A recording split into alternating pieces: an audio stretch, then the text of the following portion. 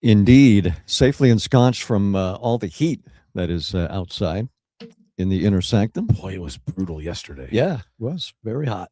But I was out there, planting the garden, so I got to finish it up soon. But I got to mow the lawn. it's that time of year. You have to you got to mow here? Yeah, I thought they had a guy. I did last year, but I'm doing it this year. Oh, okay. Yeah, you should. It's not that much. No. And Shalene likes to drive the tractor around ours. So. Well, we figured out why in the process of summertime last year why my allergies are so bad. That was it. When I mowed the lawn, I practically die. But now I take medication for it. It's a lot better. But still, this past couple weeks have been brutal. Are you allergic to grass? Ragweed and dust. Mm. Yeah, my daughter's allergic to about everything, including grass. Yeah. And when you cut it, gets in the air a little bit, and yeah, it must drive you crazy. Wow. All right, Yahoo of the week. Lots and lots and lots of Yahoos of the week. It's the people who are leaving the area, leaving the state, leaving the county. You'll be sorry. What are you going, Florida? Wait for Florida in like 5 years when it's 100 every day, and the alligators have pretty much taken over the whole state. So those are the Yahoos of the week, and it's not really a good news story of the week at all, but we do want to remember Eileen Gannon, who was integral in Gannon's ice cream from 1982 up to the present time. So Gannon's is like a central New York tradition for a lot of people. It's a great place to get ice cream. Obviously, there's a couple of locations. Right? Yep. So it's tough losing her, and so we want to send our condolences to the family for sure. Great place, Gannon's. My wife works at up there on Onondaga Hill, where one of the locations. Yeah, next to Lanny's. Right, Lanny's. Right. Yep. And that's the same plaza, right? Well, Lanny's sits by itself. Yes, but it's in the plaza. Yeah. Great place. So we'll miss her. That's sad. We were due to supposed to be joined by Nick Pirro, former Onondaga County Executive. Nick Pirro is having. He doesn't have a guy. Oh, he's back. It's not. He says it's not. He goes, the link is not working. All right. Well, okay. We'll work. We'll get back at him. We love Nick, obviously. He's one of my favorite people on earth, and we'll get him on somehow. But he is concerned about the statue, the Columbus statue on Columbus Circle. So Columbus Circle is going to be redone. I don't know that a lot of people know that, but it is going to be redone. And the mayor, the former mayor, was pretty out front about that. So they're going to redo it. It's just a matter of what it's going to look like and what it's going to contain, right? So the Italian-American community that Nick represents, the portion of it that he represents, no one represents all of it, obviously, wants it to remain in Columbus Circle. And the Native American population south of us, and I don't know if the Oneidas are involved or not, but the Onondagas would like it moved. They would like it gotten rid of. So that's, the issue. And we were going to talk to Nick about it. He's out front for the people who want to keep it where it is. If there's ever an issue where you can see both sides, that's this one. It's definitely this one. 100%. Yeah, because, right, it goes to the Italian-American heritage. Look, Columbus didn't discover America. He shouldn't be honored, blah, blah, blah. Okay, I got that. And I agree, by the way. But this is not about that to them. This was done with great sacrifice on part of the local Italian-American community. And we have a rich Italian-American community. Absolutely. Especially in that area, obviously. Right. So, and they would like to stay. So, that's where we're at. And I don't know how it's going to end. I really don't. It'll be interesting to see how it ends. And I really would love to see what they're going to do to Columbus Circle. I really am interested to see how they're going to, because you have an opportunity now. If you're going to change everything there, now you have an opportunity to fix the traffic pattern and everything else. So it'll be interesting. I'm looking for what they're going to do with Clinton Square also. Yeah. So I don't even know what the plan is for that. There hasn't been one word said. Maybe we can ask the mayor today. Yes, we're scheduled to talk to Mayor Sharon. We're scheduled to have a whole you never lot know, of people. Man. Did you see this today? I thought this was funny. Syracuse.com. This the photo that they used for this. What is that? Where is that? I don't know if it's stock or whatever. But I just thought it looks like, and one of the comments was from our friend Just Joe. It says it looks like something that would be on, the living room as you walk into the door.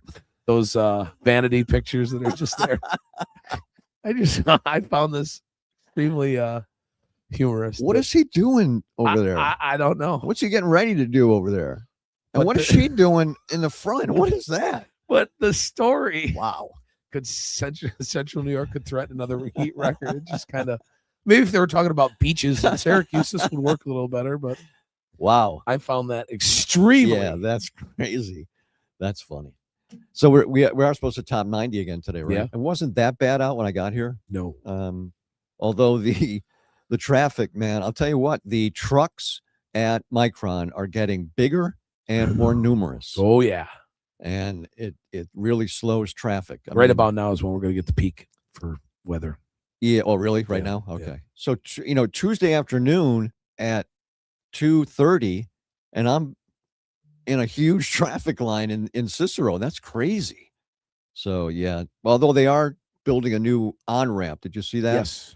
That's good. They'll need that. Now, if you could figure a way to make that a whole lane all the way down, that's what you really need. But there's no room unless you buy the gas station in the burned area and all that. You can't do it. So I get on 81. Right there? Right. No, I get on 81 right here. Right. And I was going on 481. So I was taking 481, 81. I did the split because that's like the new split. Right. This is a whole new traffic pattern. Yeah. I got squeezed in by somebody that didn't yield to me.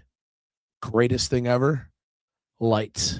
Oh, no kidding. Pulled him over. Nice. Hand went out the window. Thumbs were up. It's like this is victory for the first time. Yes. Nice. That's rare. Yep. Never happens. Never. Wow. Little Very car. Good. Little car. And he had all the, she had all the, they could have just moved over one lane. They just kept, I had to slow down. Now going north on that split now, if I'm going on 81, I just always got to remind myself to take the Skyway there. Look who's here. Was it? Well, not yet. Maybe if he gets his camper right. But you know what I'm talking about? You got to take the up as opposed to the flyover. Because if you go the lower way, then you're a mess. So now it's coming. So we can see people here before that you can see them. They're in kind of a staging area. So we have, Nick's working on it. He's got to lower the camera a little bit and we'll be all right. We also are going to talk to Onondaga County Legislator Kevin Meeker on this whole bio collection thing. Yeah. We'll talk to him about that. And then Elaine Denton, too, who's also on the legislature, about the OSIDA firings and replacements and the law they passed regarding donations to county projects. So we have a full schedule coming up, and Bill and I have already had half of a comedy show. He's working at it. He's working at it. I'm gonna get him going. I'm gonna see if I can bring him up here. Hey, look at that! There he is. There he is. Are we there? Yes. Can you hear us? Yeah, I'm not sure if I'm on my laptop or I'm on my phone. I'm on both. Okay, we got you. We got you here. The technology here at North McBride, the technology in North McBride isn't very good. All right, so former Onondaga County Executive, or County Legislator, County Executive, yes, Nick Pirro is here we're doing a back in the day segment, and we're doing a modern segment. So, Nick, first of all, thank you. It's awesome to see you. We haven't seen you in a while. You look great. Look fantastic. Very happy to have you. But this whole issue. Oh, that's awesome. No, I don't even think I have one of those anymore. Wow, nice. I'll sell it to you cheap. That's awesome. That's awesome. Now, see, I just forgot what I was going to talk about. Oh, the statue. Back in the day. All right, so you've been, in fact, we can even go back in the day with this because we've been talking about this Columbus statue for quite a long time. Just give me a quick synopsis, Nick, of why you and the organization that you represent believe that the statue should stay where it is. Well, first of all, 90-something years ago, The Italian people wanted to provide something to the community as a thank you for their welcoming into the community. They got the sculptor from Florence, Italy, Baldi, to do a tremendous statue of Columbus. I have one right behind me here, a small version that was given to us at that time. And there was a huge ceremony. The mayor, Raleigh Marvin at the time, picked the site. They were looking at numerous sites throughout Syracuse, but he picked that site. And there were some, I don't know, I understand 20 or 30,000 people that day that participated. All the top people in Syracuse were on the committee. And unlike what we're hearing today, the Onondagas were part of the ceremony. The two of the chiefs were sent to the actual ceremony, and there's a picture of that available. And then the next day, the Onondagas, Chief Jesse Lyons, and the clan mothers made Baldi an honorary chief of the Onondaga Nation. So there's been that involvement between the two since the very beginning. But it was a big day. It was a big day, and it's been there for 90-something years and been celebrated.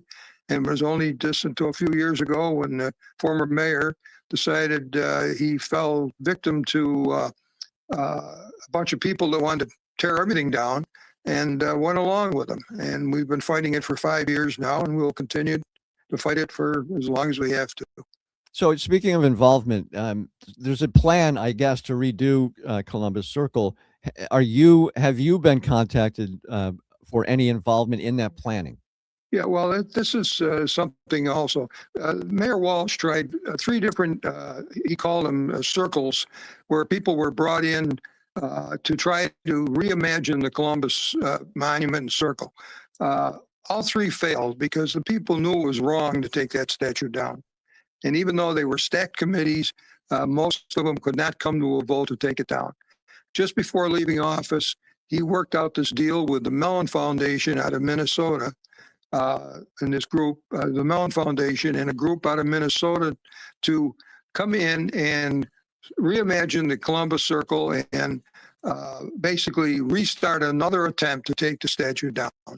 And we were asked to be part of it. We refused to because obviously our attorneys are telling us, first of all, it's in a designated historic site. Our attorneys are telling us that they will be taking this every step of the way legally.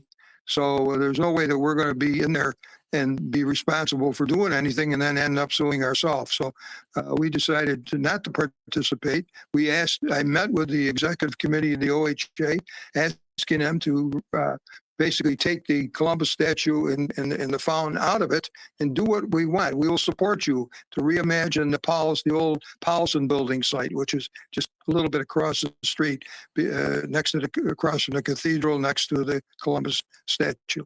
So, it just doesn't make any sense that after all these years, that just because one person wanted to destroy the statue, and now the OHA, which is supposed to be responsible for protecting the history and showing off the history of our community, for a few dollars has jumped in and is going to work on a process. And now we know that process is nothing more than picking this far left group out of Minnesota that will come up with a plan to get rid of the statue. And then the current mayor will probably say, well, we had a process and this is what the people want. Well, it's not what the people want, and we know that. So it's another step by the city to try to remove the statue. And our organization, supported by thousands of other people, will be, again, fighting this on. And, it's a disservice to the immigrants. It's a disservice to all ethnic groups that have come to this country for a few people to try to step in and try to destroy this beautiful gift of architecture of the statue and this fountain that was given to our community and accepted by everyone 90-something years ago. Nick, we got to move, but I appreciate your time very, very much. It's awesome seeing you. I can't believe he has a yellow JR shirt, man. I don't even have one of those. Do you have one, Producer Bill? I used to have one. Jeez. Have all that stuff. Looks good on you too, man. I got a blue one too, but it was too warm. Looks good on you. I keep everything. Maybe I'll send it to you, Jim. Love you, Nick. Thank you, man. Thank you for your Okay, time. We'll be good to talking see again you. very soon. Great All to right, see you. take care. He's awesome. He's great. He's the greatest. Figured it out. I'm very proud of him. I love those shirts too. Those are good. Well, let's get Those some. were the We'll get best some. ones. We'll get some. That were the white yellow ones were the best ones. Because our new logo is a version of the old logo. It is. Yep. I have a hoodie from the first logo with your microphone. Wow, I on it. think I do too. Yeah, that was a good one. Yeah. That was Glisson, Joe Glisson that did the logos for those. Remember, he had the one where I had a chicken bone up so you couldn't see my face. I have that whole thing that he did. Very nice. Very nice of him to do. Shall we move on to our next guest? Kevin Meeker is here from the Onondaga County Legislature. Kevin, how are you? I'm doing terrific. How are you, Mr. Reith? I'm fantastic. Thank you. So this was super interesting to Bill and I, this whole bio collection thing that, many people don't understand is probably by now $1 trillion business all over the world. And there's a bill, I guess, that said, we're not going to do bio collection here. We're going to, pass a law that says you can't do it. And you voted against it. Why'd you vote against it? Well, I voted against it because there's no way to enforce the law, and that's just that simple. I'm not for biometrics. I'm absolutely for, at minimum, companies disclosing that to you. Absolutely. 100% I'm for it. However, this law was there was nothing there to stop it. There was no action could be taken. So it's like window dressing, right? I mean, there's nothing behind it. Exactly. You're exactly right, Mr. Reith. And that's the only reason I voted against it. I did have a chance to speak with Chairwoman Watts after the fact. As you know, we're kind of a separate legislature now. Kind of. But she did. We did have a nice conversation after the fact. And the bottom line is there's no enforcement agency within the county that is able to do that. The closest thing we have would be the Onondaga County Health Department. They're not going to get involved in this. No. So it just wasn't the right time to do it. It just seemed to me more of a political thing. I'm just going to say it. And I don't vote for political things. I go to great lengths to call myself not a politician. I'm a public servant. And it wasn't popular to vote against it, but that's my reason why. And I agree. I agree with it. Will you now try to work on getting some sort of addition to what? Because it's been passed, right? The ban is in now, correct? That's correct. So is there an opportunity to bring something to the floor to say, okay, well, you put it into play now. What's going to happen if these companies go ahead and still, like a punishment? Yeah. So is there like some kind of retroactive thing you could put in there? Yes, we could always create. It's my belief, without speaking to the county attorney, it is my belief that we could go ahead and do that moving forward. However, it would be quite cumbersome to go ahead and create a department with a budget and to just enforce this law. Yeah, I don't see that. Yeah, happening. True. So tell me about the overall tenor right now of the legislature. I covered the legislature in the 80s and 90s, and it was rough and tumble then in a different way. It was larger too. But what's it like now? Because I haven't seen this kind of political bickering in quite a while, actually. Yeah, well, I would like to say something first, if I could, and then Sure. go back to that question. I'd like to say, first of all, thank you to both of you. To have me on here to go ahead and share why I voted the way I voted. This is what we need in Onondaga County. We need media that's willing to do this, to speak to both sides of the aisle. And I thank you greatly for that. Thank you. Mr. Reith, in my younger age, I've watched you and listened to you for many years growing up. Thank you. Molded part of my political ambitions. And I'm not saying that for any other reason than the truth. Nice. I like it. I'm a huge sports fan as well. I do remember the time when you got into sports, And boy, you weren't afraid to say what you wanted to say, and I loved it. Thank you. I don't want to be called a Yahoo, please. All right. and Bill, watching you throughout the years with your music and your kindness to people out there in the community, and now you're doing this is great. I thank you. I appreciate it. Right, Well, like I said, and I said this to you, I was very interested in that response. I really was, because it wasn't just I voted, against it because that's what everybody else in my party did. There was something behind it. Yes, and thank you for giving the opportunity to have a platform. And I've noticed you've given many other people platforms, Republican and Democrat, and that is awesome. Thank you, guys. That's what we're here. That's what we're here to do. So how are we going to settle down now? It's starting to become, kind of snippy. Yeah, I'm going to try to settle down on a personal level between my colleagues. I'm going to attempt to do that as I do all the time.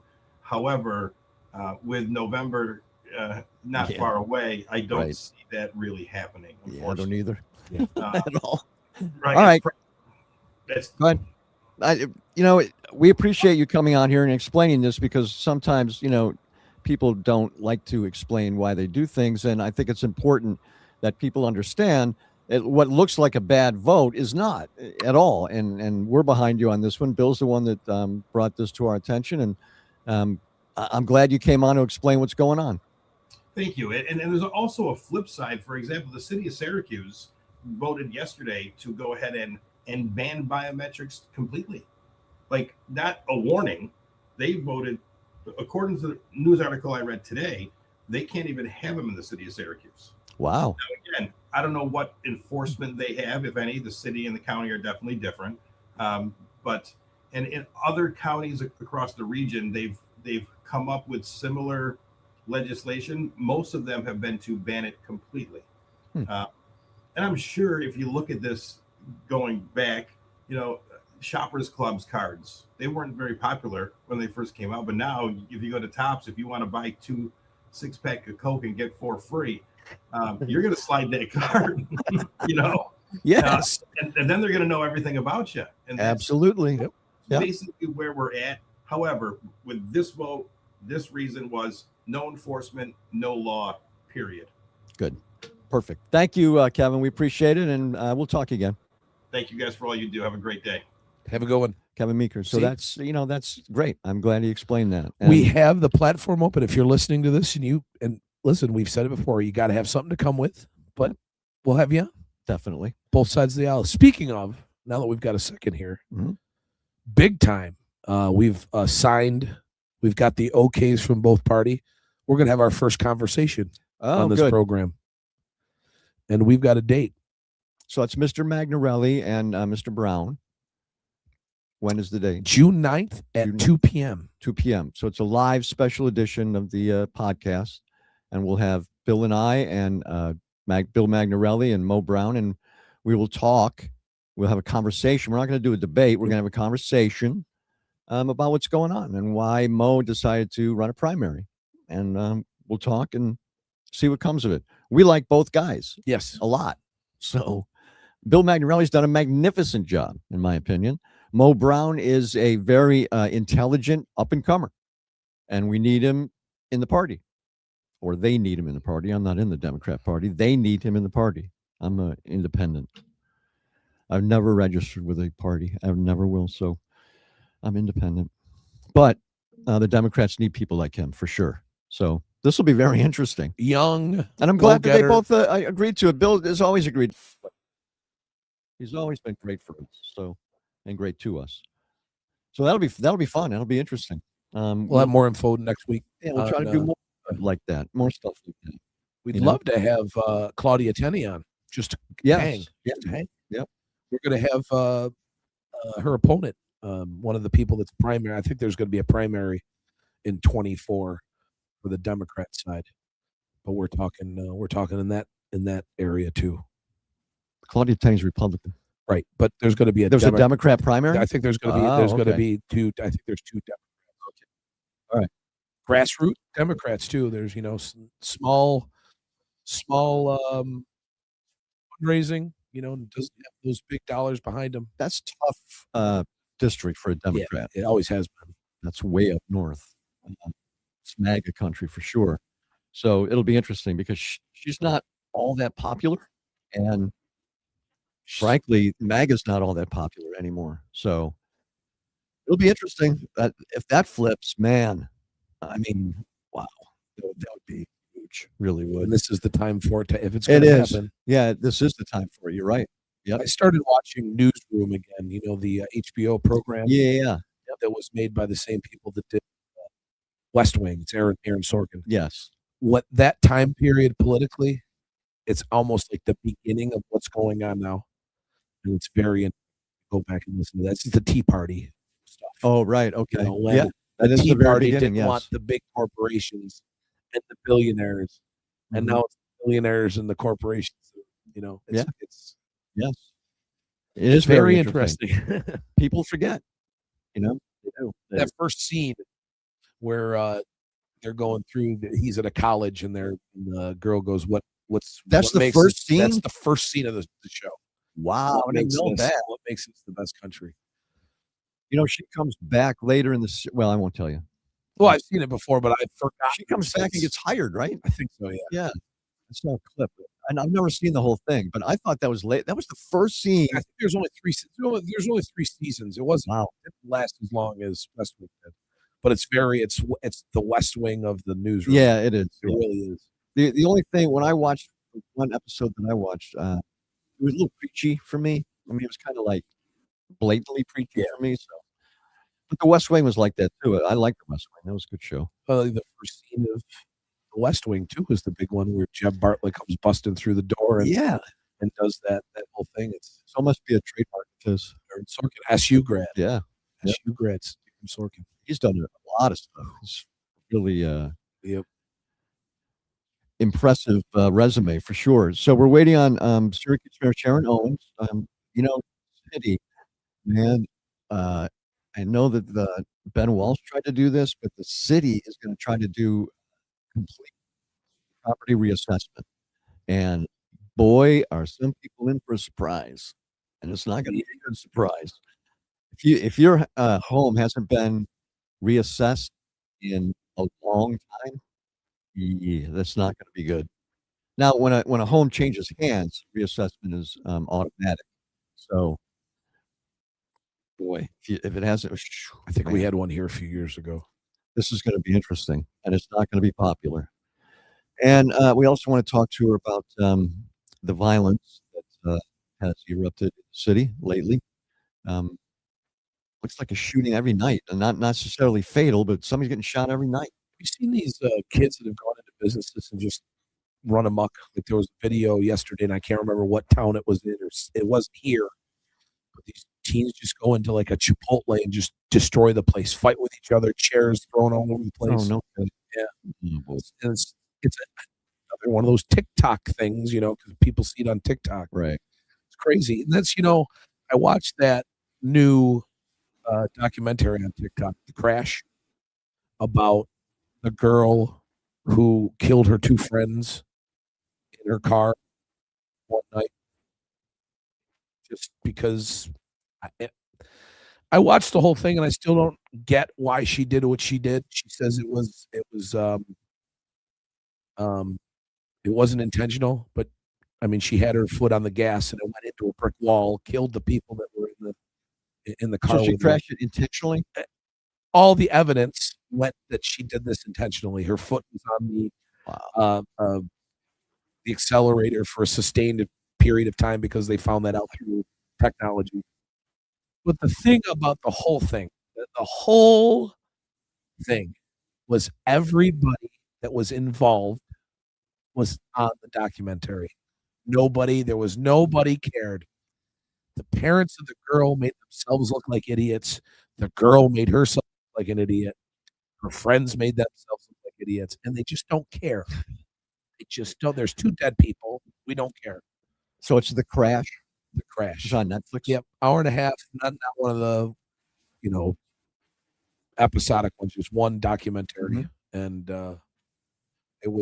that's the thing that I took out of it the most. Is why would you people want to be involved with this? Right. You look like it. You're what the father of the girl that did it is wearing a T-shirt that says "Boom." in the interview.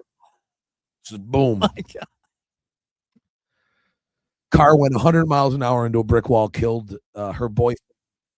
And this other kid that, you know, were about as innocent as. And she claims that she didn't do it. There was no alcohol. There was drugs. There were mushrooms found in the car, but she was not under any hallucinogenic. Yeah, she had THC in her body. And she did have THC in her, but she was a habitual user.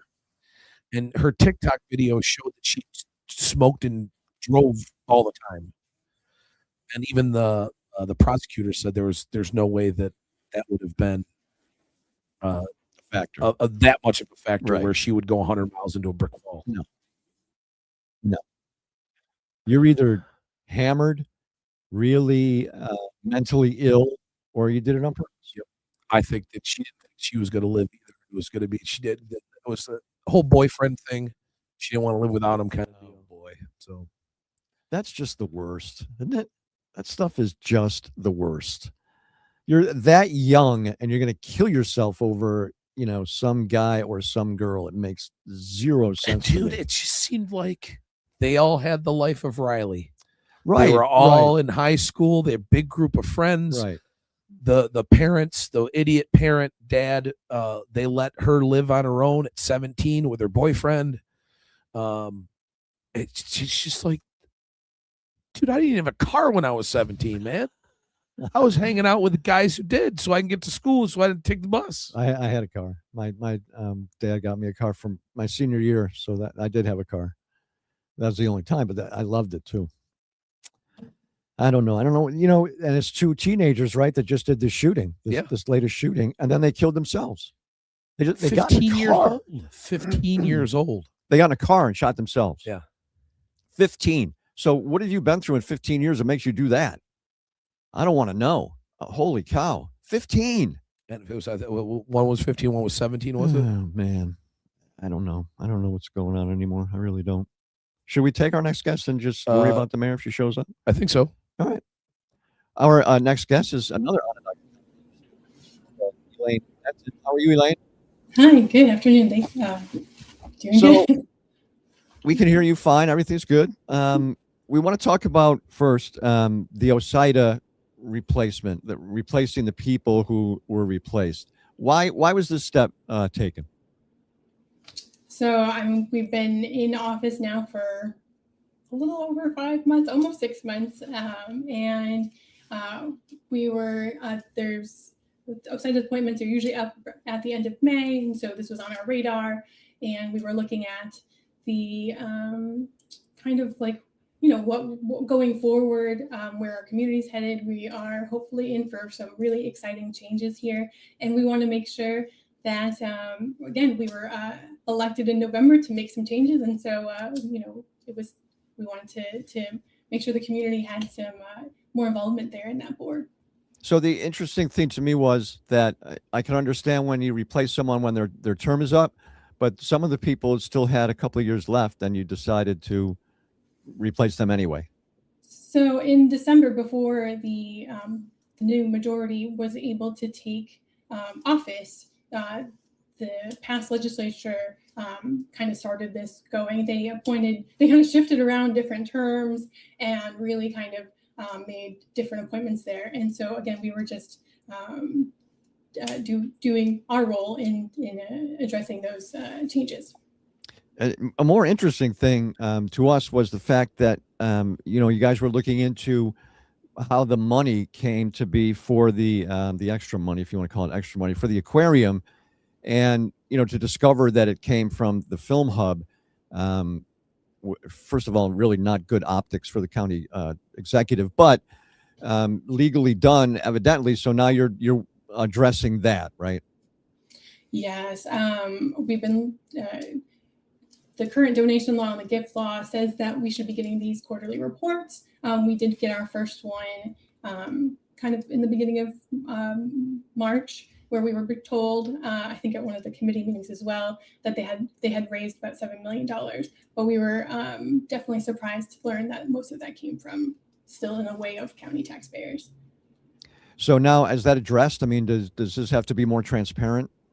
So it does. So going forward, if the county executive signs the law that we passed at our last session, which it sounds like he will, which is very exciting, when the Friends of the Aquarium give a donation over $10,000, it would have to come before the legislature, and we would have to accept that donation by resolution. So again, they would be before us, and we'd be able to ask them questions. Interesting. Before I let you go, I'll ask you the same question that I just asked Kevin Meeker. How do we cool down the rhetoric between the two parties right now as we get closer to Election Day? So I think the donation law really shows the willingness to work for both sides. I mean, a lot of our agenda items are county business. We are, voting on these items together, and we want to listen and hear all sides of any issue. So, I'm kind of thinking that it's going okay, and I look forward to even more engagement from our colleagues on all sides, and especially the public as well. Very good. Thank you, Elaine, for your time today. We appreciate it very much, and we'll be speaking again. Thank you so much for covering local issues. It's so important. Our pleasure. Thank you. She's great too. So all of them have been great so far. We got to keep it that way. Mike Green's now a member of the OCIDA, the owner of Harvey's Garden. Oh, yes? Yeah. Oh, good. Yeah, he's in there now. Good, young, forward-thinking people. Yeah, right, exactly. And my only concern was that some people got replaced, 2 years into their term or whatever. But if that's the case, that the Republicans did kind of move stuff around and made these appointments right at the end, which politicians tend to do, then they straightened it out. All right, so we'll see going forward now. That's cool that he's a member, though. Yep. And we got to try to find out what's going on with his latest project. But we love Harvey's Garden. I got some emails in. Man, we love Harvey's Garden. That's my favorite place. It's our favorite place, Elaine, too. We love it. Absolutely love it. So you think we're ready? Sure, we're ready. All right.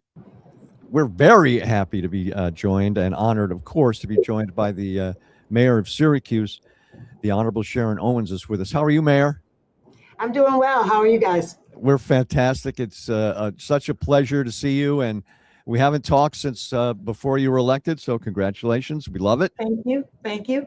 And we've got some stuff, to jump right into. That's for sure, because you've got some stuff on your plate. I don't have to tell you. Property reassessment, really? The whole city? Is that what we're doing? Yes, sir. We are. Wow. We're gonna piecemeal it. That was the agreement with me and the council. The previous budget allocated $1 million. We're gonna pare that down to 500 to get us moving. A lot of it has to do with research, property across across the city to see where we are in this day as far as property values are concerned. So a lot of it is really behind the scenes, upfront data crunching. And so we're gonna the council approved that in the budget. So we're going to reset and start that process over. That's a project. I mean, that is a huge project, and it's not going to be popular with people because, I mean, some property values will go down, but with Micron coming here, all property values have gone up. So people are going to be, angry, I think. Well, I mean, I live in the Meadowbrook area of Syracuse, and we've been doing this in different sections of the city already. So some of it will not be sticker shock because my household got a new assessment a couple of years ago. I walk in the house and my husband's like, "What are you doing what are you doing to us?" And I'm like, "What, dude?" I mean, working at City Hall doesn't exempt me from property assessment. So there are several communities that have gone through this already. And so we'll look at it again in those particular communities, but there are communities who are being overassessed. Yeah, that's true. What their houses and their property is valued at right now. That's true. All right, so the weather's getting warmer. It's hot out today. It's been hot out. With that, usually comes an uptick in violence, and we have had an uptick in shootings.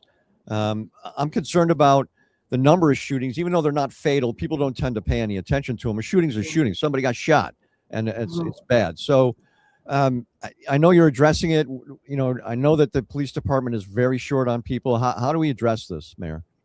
So it is. I mean, the police department will be the first to say that it is not just a law enforcement effort. It is the law enforcement and our community violence intervention agencies and programs. Many of, we wake up and we hear about a shooting, but between law enforcement and community intervention efforts, we probably didn't hear about 10 other potential shootings that could have happened. All of these are not, all of these are personal beefs. These are folks who know each other. You'd be surprised how much of this starts on social media and finds its way onto the streets of Syracuse. So I have absolute full confidence in our new chief, Mark Russin. He and I have really we grew up together under the Walsh administration, him as a deputy chief and me as a deputy mayor.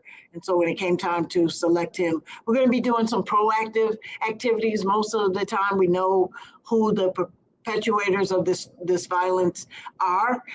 So we proactive details get out and find these folks ahead of time. We're working with the DA, the probation department, to work proactively to find out where these folks are, to make sure they're where they need to be getting, following the rules they're supposed to be following while they're out here on the street. And then the other part of what the police do are the quality of life things that we find uptick in the summer, just because there are more people out. So we're going to get our motorbike detail out again. People out, with those bikes. Yeah. Roaring around the city. We're finding, you probably saw in the news lately, we're seeing it in other parts of the county now. Yep. So we're going to get that detail out. Fireworks is another time we're trying to get ahead of it for people that are buying these things outside of New York State and Pennsylvania. You just go right across the border and get them. So when we want the community to let us know if you see somebody setting up shop, just find a vacant parking lot and they set up these tents and start selling these fireworks. So we get out and we shut them down. We will continue. I'm not anti-business. I'm anti-business that infringe upon the quality of life of neighbors around them. So whether you are an establishment that is staying up and too late, or you're going past the legal time when you're supposed to be selling alcohol, or your patrons are getting out of your business just because they walk out of your door, doesn't mean you are no longer responsible for them. So, really engaging with those folks. We wait all winter long for summer to come. And so we want to enjoy the summer. We want to get out. All of our pools will be open. We're going to, we want to have a good time. We've waited a long time for this moment. Absolutely. Mayor, one of the big things you campaigned on was affordable housing. How is that going? How is your mindset? How is your outlook for affordable housing coming along? I mean, it is a goal, a line in the sand, a finish line for everyone in Onondaga County and Central New York, given this moment we're in with, industry moving in. I think that Syracuse is well positioned to ensure that we're keeping housing affordable because of our zoning laws. Our zoning laws are not exclusive. We require developments over certain percentages of units to have either 10 or 12% guaranteed affordable units, and we use the HUD guidelines to determine what those are going to be. We're continuing to build. If you go over in the Woodland Baker area on the south side, South State Street, there are new single family homes all over there. It's a whole new neighborhood. We just built with Partner Home Headquarters on that one, Partner Home Headquarters in Tip Hill. I'm really excited by the Syracuse Developmental Center. We took that honking building down that was there for decades. And, with foreign owners that we under Mayor Walsh's leadership, seized it, and we got it demolished with help from the state. And so now we're building 2 new roads. One of those is named after Officer Michael Jensen. The other one named after our counselor, Helen Hudson, building that infrastructure up there. And we're starting to see the erecting.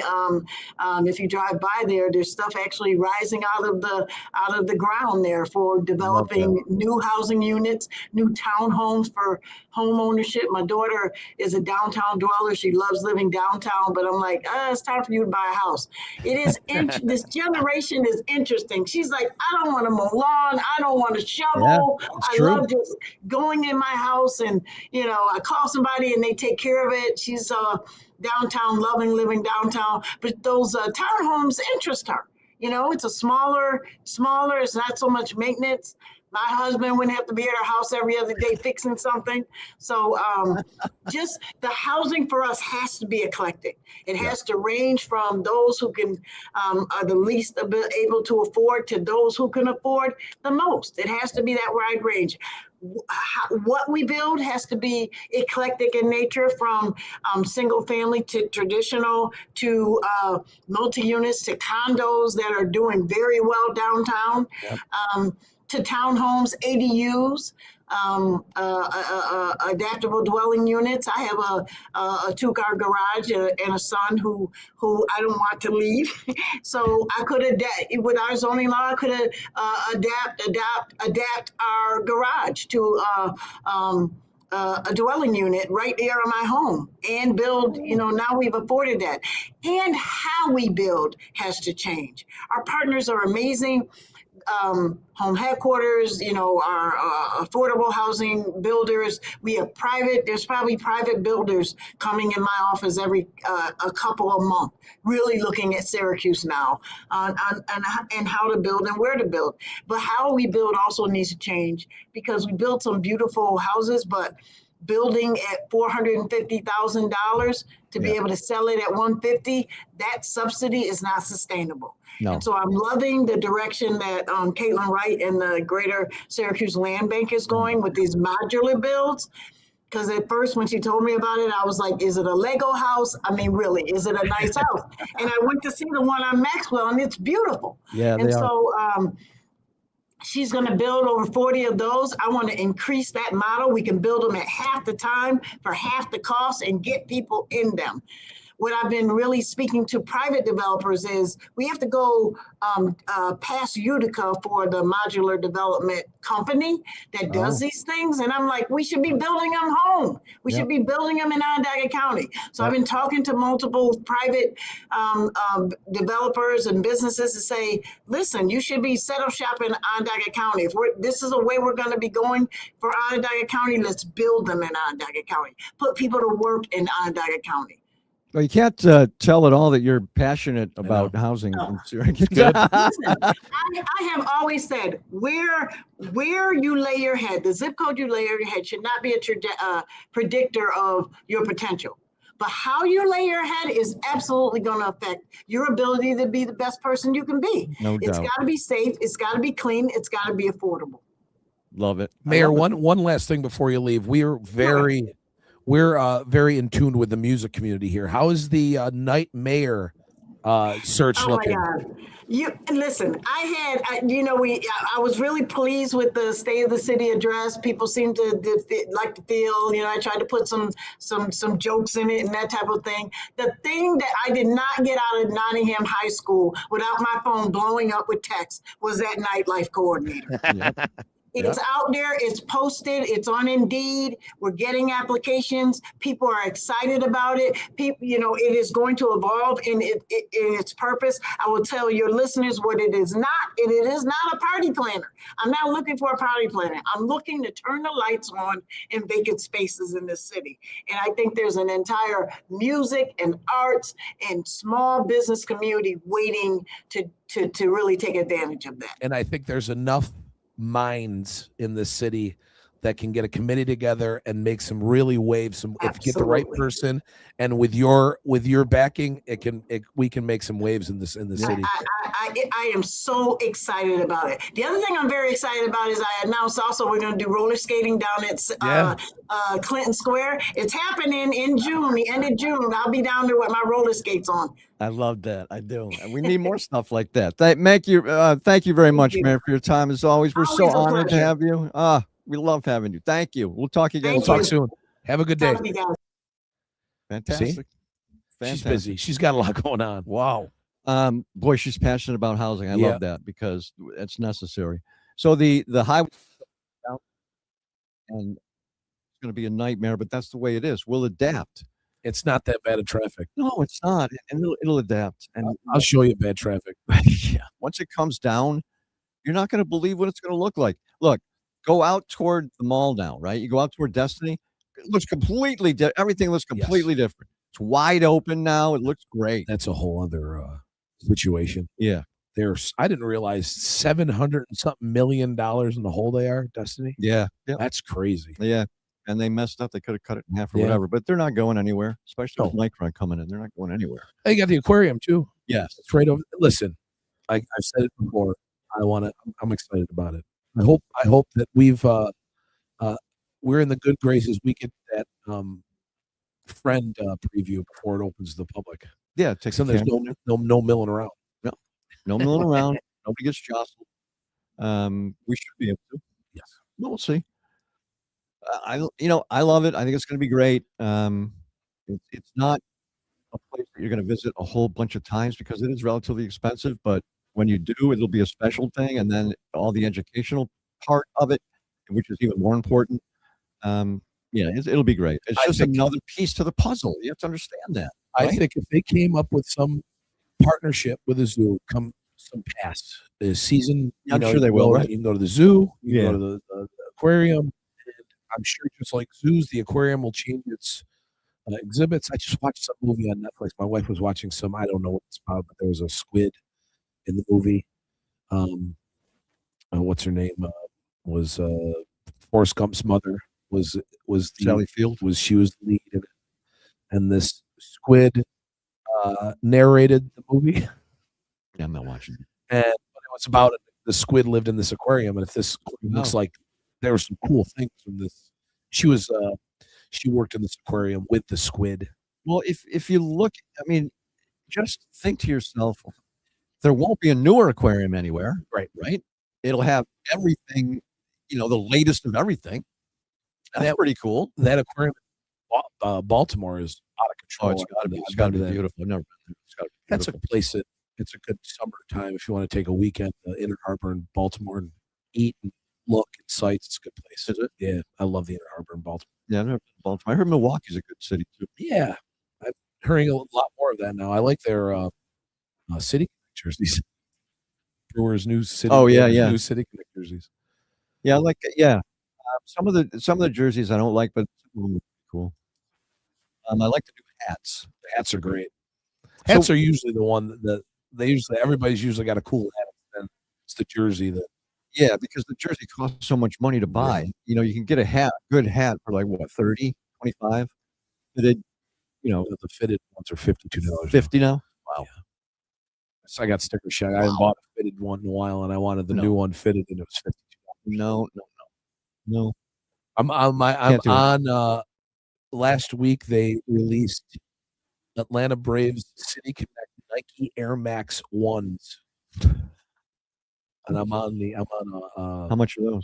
They're $150 if you get them they're normal pair of sneakers. But right now it looks like I'm going to have to go eBay or StockX and pay about $2.25. Well, you wear size like 20 shoe, right? Well, you'd think the higher sizes would be the ones that weren't so expensive. It takes more material to make them. Well, no, it's the resale value of. Well, that's true. They don't make as many as the big sizes. Yeah, so I won't resell anything above a 13 because they just don't sell. I have sold a bunch of 13s though, especially cleats. Oh yeah, I've gotten some cleats at thrift, beautiful cleats, 13s. Maybe they just didn't fit the guy or whatever. You can pay $250 for cleats. Yeah, they sell. They make like fashionable Nike looking cleats. Yep, they do. I was looking. Those are nice. They were cleats. Jeez. But I don't think if I ended up getting a pair of these, I don't think I'd wear them. It would be an exclusive. If I wear them on stage, bring them with me. They don't hit the gravel kind of. Right. It's the baby blue colors with the. Beautiful. Yep. We'll see. That new hat you have, I like that. Yeah. That's nice. That's a nice. How much was that? It was the 50. That's the 52. That's a nice hat, though. Do you see the Yankees are wearing a John Sterling patch for the rest of the season? Very good. And then the 6 on the back of the hats for Bobby Cox. They have an embroidered 6 for the Braves on the back of their hats. So I have a friend who collects those patches that are on uniforms by various teams. He's said to have the best collection in the world. Wow. He has a bunch of them that are game worn. I've been actually on game worn uniforms. He has them, they go, patches like that go back a long, long time ago. So there's thousands of them. He's said to have the best collection ever that there is. So they're very cool. But the new John Sterling one is awesome. Yeah, I really Love that. very classy. I wondered what they were going to do, and they just put a microphone up, an old style microphone up with the kind of pinstripes in the back. It's awesome. It's just really well done. So they'll wear that the rest of the year. And I want them to, every time they win at home, to do the Yankees win over the top. Yeah, and Aaron Judge wants them to do it. They should. That's brilliant. I have afternoon baseball today. Yeah, I know you. Afternoon baseball is great. I like it when it's like 1:15. Do you have to go out anywhere today? Yeah, are you gigging? No. I so you can day drink. Yeah, today's my last. Yeah, when I played in Saratoga last week for my friends in the corrections universe, and I'm driving down, and I forgot the Treehouse Brewery was now in Saratoga. Treehouse is a craft brewery outside of Boston. There's one in Saratoga. I didn't know. And I'm literally driving, and I see Treehouse, and I just like the movie. I stopped in the middle of the road. But there's no way I'm back up. And I bought myself a pack of stuff, and I got Jeff some stuff, and it's in the refrigerator, and I'm going to have one or two of those. Boy, the Braves were terrible last night. So Yankees not on fire, well, but they won last night. The Mets, that was ridiculous. Mets scored 10 runs in the 12th inning to win, and then they gave up 3 in the bottom of the 12th. I haven't checked in on our friend Brett Axe about the Buffalo Sabres. Yeah, we should. Night. I watched that game last night. As soon as Montreal intercepted that pass, I knew, because there was 3 guys going up. I said, "This has got to be it," and it was. Yeah. It was that the last. And Buffalo just had a chance to. Well, they went a long way, though. I mean, Buffalo's fast. They're a fast team. They went a long way. Are they still alive or no? They're done. That's it. That was last night. Was Game 7. All right, Montreal goes in. But it's been a long time for them, though, right? Montreal. Big one tonight. Knicks. Yes. Yep. So we need to get Brent on. We'll get him on next time. And Jim's very busy. Very busy. He teaches. I'd love to sit in one of his classes. Just start it. I start at 3:05, and he doesn't show up until 4:05. Absolutely. Like he's a good teacher, though. Oh yeah, really good teacher. Yeah, I mean that dude. Like I said, he's a half-hour, 5-minute conversation. Yep. Man, but that's why we love the guy. I like to have them both on, not at the same time, but back to back. But we definitely need to get Brent on, because you guys need to do a geek out anyway. Yeah, there's a lot of stuff going on this summer. Maybe they canceled. A lot of another rock band just canceled. Did you see? There's a big festival they just announced at Sharky's Bar and Grill this summer. Huge 2-day thing. Really? Yeah. Headlined by the bands that I knew that were huge. 3-6 Mafia, which is huge in the hip hop world. Okay. The Circle Jerks, which is huge in the punk world. Madball, huge in the punk world. It's like a 2-day thing. Tickets, there you can get a 2-day pass for $150. Wow. It's literally like 30 bands. Jeez. Good for them. Sharkies. Go to sharkiestix.com for all that information. Who does Jim? Is that his name? Yeah, Jim. Well, yeah, I think this is an outside promoter. But okay. He wants all that stuff. Yeah. He's a little cold. There. It was a little cold Thursday when we played. Yeah, I bet it was. That's all right. You warmed it up, right? We warmed her up 2 sets. What do you got this week? At Vicino's down the street. Vicino's Brick and Brew on tomorrow. Is that Wednesday? That's your trivia? That's trivia. And no. I'm actually playing. Oh, you are? Yeah. Oh, okay. They're playing. Cool. They do the Wednesday thing. Thursday, I am. This is crazy. Thursday, I am at. Oh, I'm up in Clayton, the boatyard at Carrier Bay. Wow, that's up there. It's up there. That's way up there. And then Friday, I'm in Meridian, New York, for Colonial Inn. And even know where that is. Then I'm on the road Saturday. Scars and Stripes takes over Rivers Casino in Schenectady. Nice. And then I'm doing a Sunday boat dinner cruise solo for Uncle Sam's on Sunday. And then I'll be at the Tiki Bar for Memorial Day on Monday. Wow. It's a long week. We're going to come to Tiki Bar, though. We'll be at the Tiki Bar. There's good week. Hope the weather, yeah. First big weekend for yeah. That place is great, too. We love that place, too. And that place is exactly 5 minutes from my house. Used to be for me. Love that. Now the um, other one that we like is, see, I can't Harvey's never, Garden. yeah, I can never remember that Harvey's. I don't get. Just remember the first mayor of Syracuse. Yep. So that's like 30 minutes. It's kind of a drive. That's our favorite place. Yeah, the And Tiki boy, Bar, love it. there was sports, a lot of sports. People were watching the lacrosse game, and then I played, and the then hockey it was game. hockey game. Yeah. Yep. They do a great job, man. All right, so we look forward to another great show next week. We'll be lining some stuff up. Don't worry. And then June 9th is our special live. We'll have more info on that ASAP. Beautiful. Take care of yourselves, all right? And God willing, we're all back at it next time on the Jim Reith Show Unleashed podcast.